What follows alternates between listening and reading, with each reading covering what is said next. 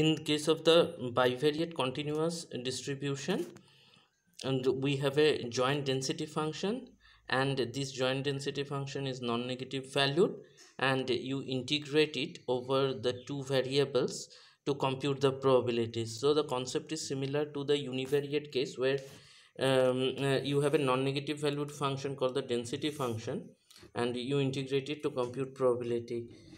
Here the bivariate density function, or the it is called PDF, probability density function, is a function of two variables. Now the next is the joint distribution function. So if you remember this quantity, if you have only one random variable, probability x less than equal to x, then would denote the distribution function of this random variable x. So now we have two random variables x and y. So this is a joint probability of A intersection B. What is A? A is the event that x is less than equal to x, and B is y is less than equal to y. So simultaneously we are making two probability statements, one about x and one about y, and the joint probability is called the joint distribution function. If I give you this joint density function, or if I tell you the joint probability mass function, like in this example, then you can easily find out the joint probability distributions. In case of continuous random variable, you will have to integrate. Like in this example, what would be this joint distribution function? It will be integral 0 to x, and it will be integral 0 to y over this region when x and y are between 0 to 1. So what would be the distribution function? It will be x into y, where x and y are proper fractions and 0 otherwise. Okay, and similarly, like here there is an example that here you are to compute probability x less than half and y less than half. So I told you this will be xy, that is half into half, that is 1 by 4. So next example, so this is another joint density. Now first of all, is this even a density? Yes, because you see this is a non-negative valued function, x and y are positive proper fraction, and if you take the integral over both x and y, then it is half plus half is 1. So this is a density function. And now I could ask you to compute this probability here.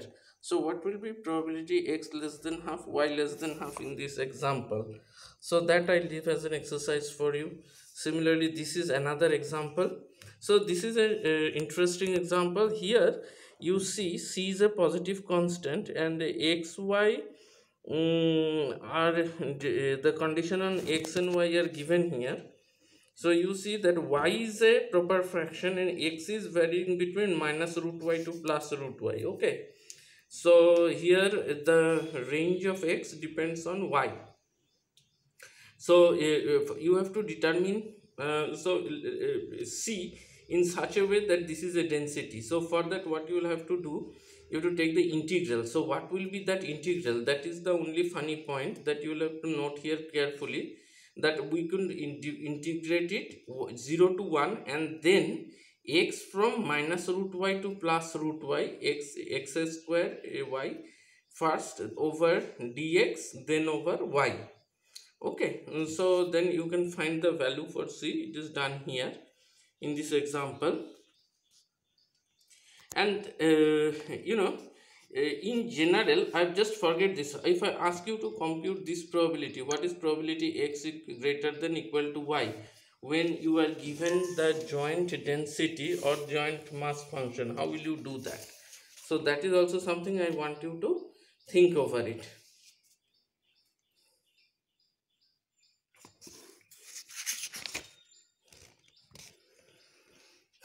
So next is something called marginal distributions. So marginal distributions means, as the name suggests, that suppose you have a joint distribution, from there can you get the probability mass function or density function of the individual random variable xy. So I'll explain the problem in a bit more detail. So suppose I have a joint PMF like here. This is a joint probability mass function. So I am observing two random variable, discrete random variable. I have their joint probability mass function. So in this example, now I ask, what is the probability distribution of x?